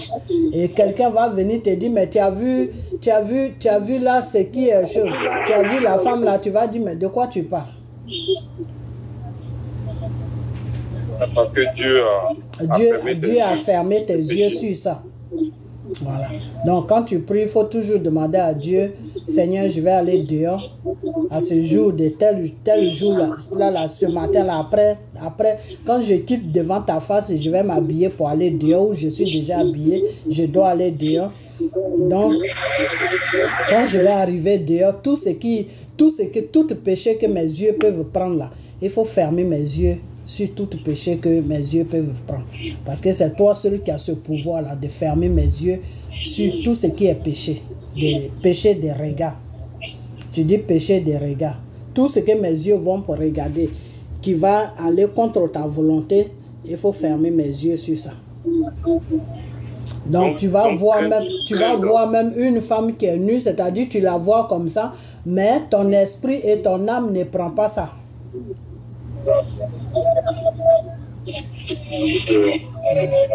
Parce que quand tu fais pas ça, c'est ton esprit et ton âme qui voient le péché. Toi tu vois, mais tu connectes ça directement à ton esprit et ton âme. Tu vois?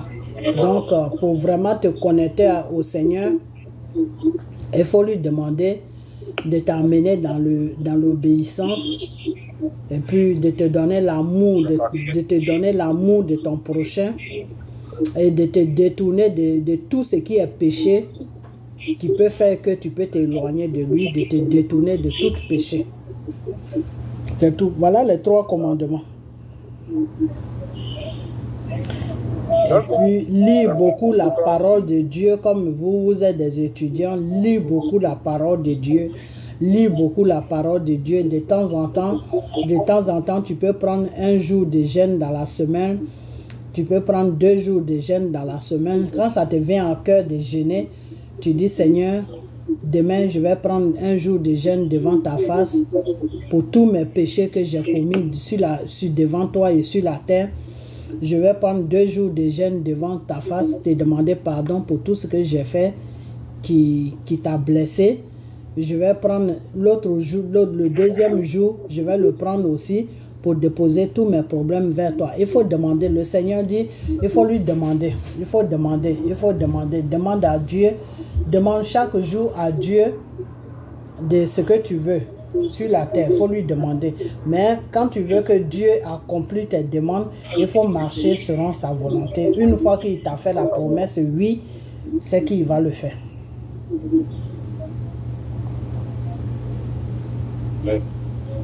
D'accord. D'accord, en tout cas, merci beaucoup parce que vous avez éclairci beaucoup de choses que j'avais dans la tête. Vous avez éclairci vraiment, merci beaucoup. Merci beaucoup, maman Marie. Ok. Et puis, si tu veux faire aussi l'évangéliser, comment on appelle ça même? Évangéliser? Voilà, si tu veux aller évangéliser, il faut te mettre d'abord en règle devant le Seigneur avant d'aller faire ça. Il faut d'abord te mettre en règle devant le Seigneur avant d'aller faire ça, parce que c'est des choses qu'on ne fait pas comme ça sur un coup de tête.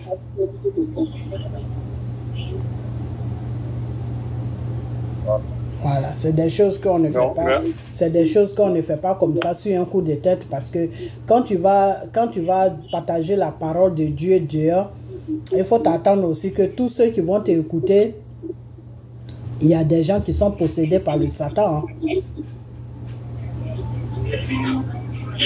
Donc ceux-là, ils ne seront pas contents de ce que tu vas faire. Donc il faut vraiment que ça soit Dieu qui te mette ça à cœur avant de le faire. Ok. Yeah. Mais est-ce que, je voulais savoir, est-ce que parler de Dieu, quand tu assis avec un ami, est-ce que lui parler de Dieu, c'est forcément l'évangéliser? Oui, tu es en train de l'évangéliser, mais ça, c'est pas grave. Ça, c'est pas grave. Là où c'est grave, où tu dois attendre d'abord, où tu dois être convaincu, où toi-même, tu dois être sûr que c'est Dieu qui te dit d'aller faire ça. Il y a des gens que Dieu appelle et puis ils attendent la voix de Dieu dans leurs oreilles, dans leur esprit, dans leur cœur. Et puis ils vont faire ça. Il y a des gens aussi que Dieu donne des signes.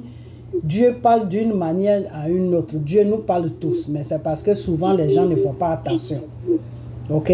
Voilà. Donc si tu es assis avec un ami à toi et que tu vois que cet ami-là prend un mauvais chemin, ou tu vois que cet ami-là ne connaît pas Dieu, oui, tu peux lui parler de Dieu, tu es en train d'évangéliser. Et si grâce à toi, s'il a donné sa vie à Dieu, ou bien si grâce à toi, il commence à changer certaines choses qu'il faisait qui est contre la loi de Dieu, mais les anges sont en joie. Et ça fait que Dieu peut te bénir pour ça. C'est-à-dire, Dieu peut te ouvrir une porte de ce que tu cherches. Dieu peut te bénir pour ça.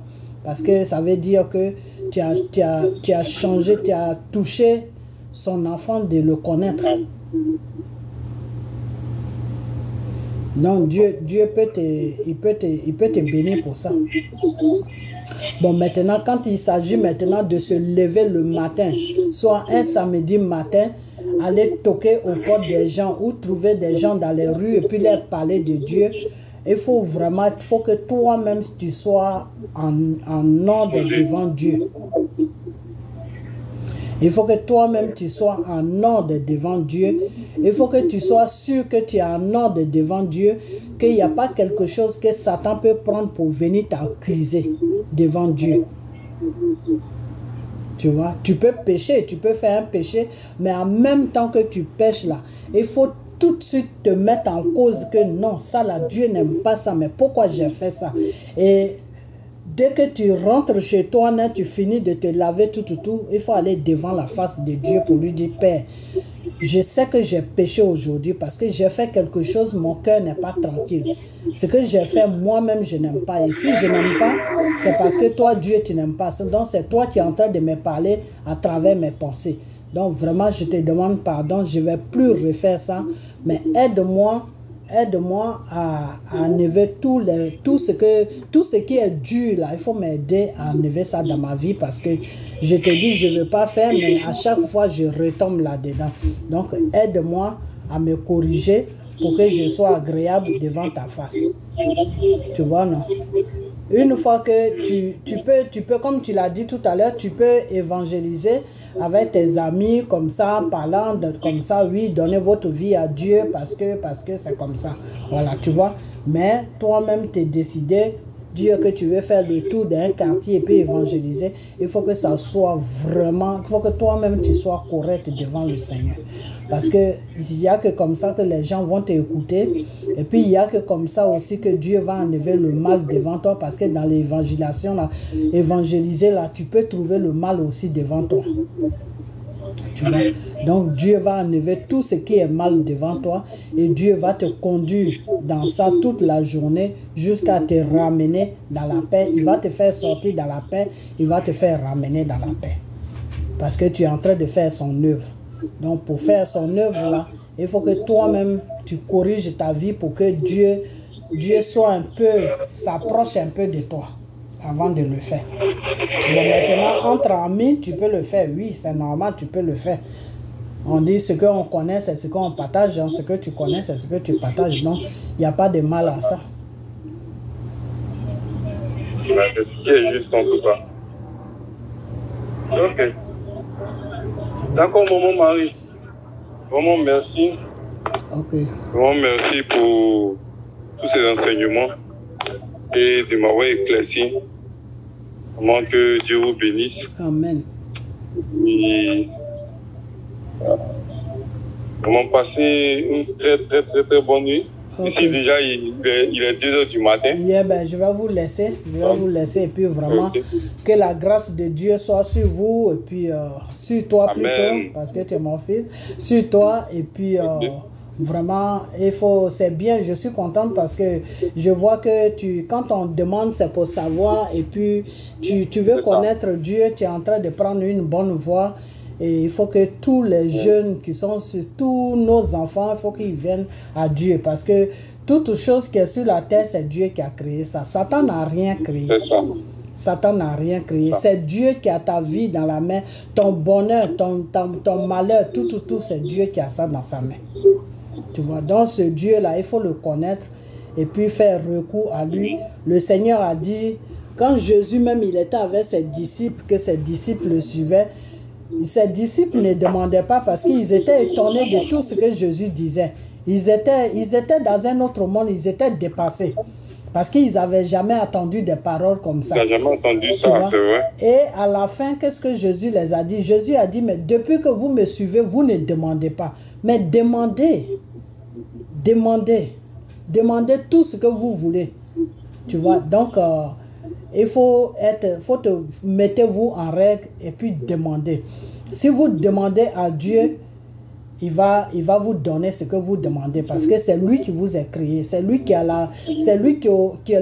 le chef, qui est au-dessus de toutes choses. La parole a dit à Dieu que toute chose que tu vas demander, tu seras leur Dieu. Donc, quand la parole a dit ça à Dieu, toute chose que Dieu a demandé, tout ce que Dieu a demandé, Dieu est le maître de ça. Il est le Dieu de ça. Tu vois? Donc, si on a été créé, Dieu est notre Dieu. Donc, on doit lui demander. Dieu est notre créateur. Donc, demandez-lui, dites ça aussi à tes amis. Ils n'ont qu'à arranger leur vie. Et puis, tout ce qu'ils veulent, ils n'ont qu'à demander. Parce que deux fois, quand tu demandes mal, tu ne peux pas recevoir. Deux fois aussi, quand tu es dans le péché, tu ne peux pas recevoir ce que tu demandes. Parce que Dieu te dit quoi? Dieu te dit que s'il te donne dans le péché, tu ne vas jamais changer. Tu vois? Dieu te dit que si ta vie est désordonnée et puis il te bénit, mais tu ne vas jamais laisser ce désordre-là. Tu vois? Donc, il te dit toujours, il faut changer ta vie, et puis viens maintenant me demander. Tu vois? Quand Jésus a dit à ses disciples que demandez tout ce que vous voulez, c'est parce que Jésus a vu qu'ils ont compris la parole de Dieu. Ils savent maintenant comment ils doivent marcher à Dieu. Ils connaissent le bien et le mal. Donc Jésus leur dit maintenant, demandez maintenant. Vous allez, si vous demandez, vous allez recevoir. Tu vois, non? Voilà. Donc, arrangez votre vie et puis vous allez demander et vous allez recevoir. Amen. Voilà. Ok. Bon. Donc, je vais te laisser, comme tu es dehors, je vais te laisser à cause de votre réseau là-bas. Oui. Je vais te laisser et puis que le Seigneur te bénisse. Et puis bon, s'il y a d'autres questions, Amen. voilà, s'il y a d'autres questions, tu sais où me joindre et puis on va toujours faire l'œuvre de Dieu parce que là, on est en train de faire l'œuvre de Dieu comme ça. C'est ça, c'est ça. Yeah. Vraiment, merci pour votre disponibilité. Amen. Et puis, passez une très très bonne journée. Amen. Vous toi aussi. Hein. Et puis on a bientôt. Ok? Bye bye.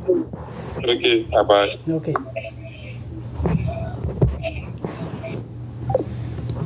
Ok, donc frères et sœurs, voilà mon fils, votre frère, votre enfant qui voulait savoir certaines choses. Je crois que j'ai été loin. Vous savez, le spirituel n'est pas facile des fois à expliquer.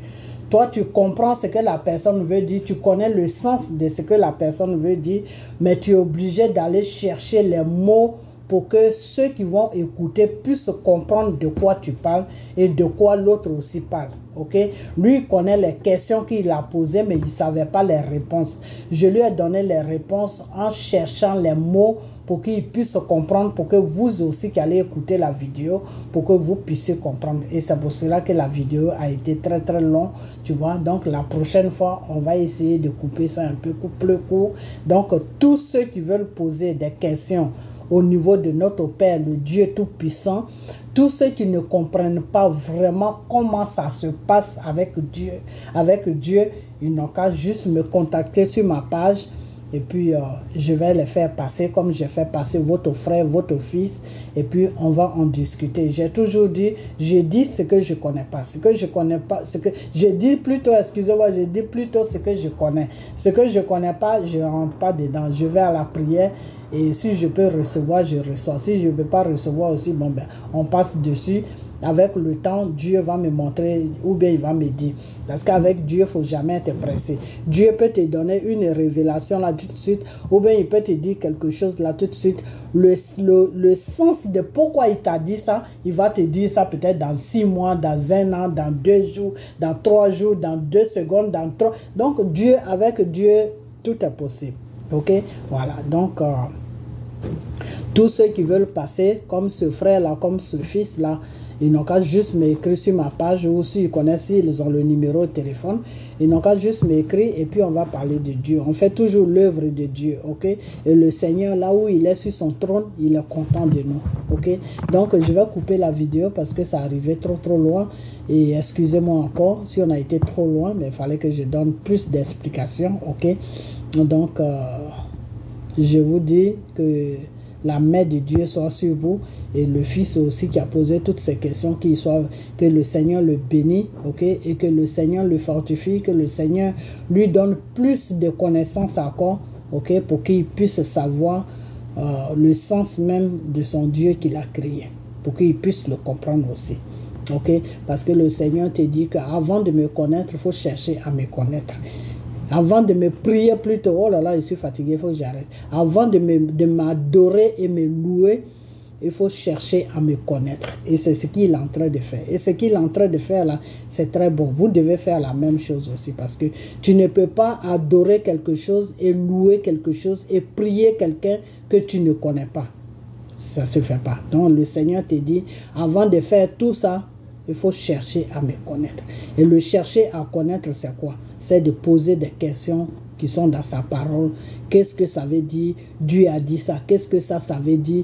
Dieu a dit ça. Qu'est-ce que ça veut dire? Dieu a dit ça. Qu'est-ce que ça veut dire? La seule question qui m'a un peu coincé, c'est là où il a dit que Dieu a enlevé 2 personnes qui sont parties au ciel. Alors, pour ça, il faut que je rentre en prière. Je vais demander à Dieu qu'est-ce qu'il veut dire justement par là. Je vais, comme c'est un fils, lui et moi, on s'appelle souvent parce qu'il me pose beaucoup de questions. Donc, je vais l'appeler demain pour lui dire de m'amener ce passage-là. Moi-même, je vais lire ça. Et puis, si je ne comprends pas, je vais déposer ça devant le Seigneur. Pourquoi les 2 personnes, pourquoi il a enlevé les 2 personnes. Je vais vraiment comprendre parce que je n'ai pas compris cette partie-là. Donc, j'ai pas vraiment... Je sais que l'âme et l'esprit montent en haut. Mais l'être humain va monter en haut, ça, je ne sais pas. Donc, quand il va... Je vais lui dire de m'envoyer le passage où il a vu ça. Et puis, je vais voir. Et puis, si je ne comprends pas, je vais partir devant la face de Dieu. Et Dieu va me dire qu'est-ce que ça veut dire. Et là, dans la prochaine vidéo, je vous dirai ça. Ok, voilà. Ou bien lui-même, je vais lui dire ça, puis on va faire une petite vidéo. Et puis, je vais expliquer ce que moi, le Seigneur m'a dit. Donc, portez-vous bien, et puis on a bientôt. Ok, bye bye.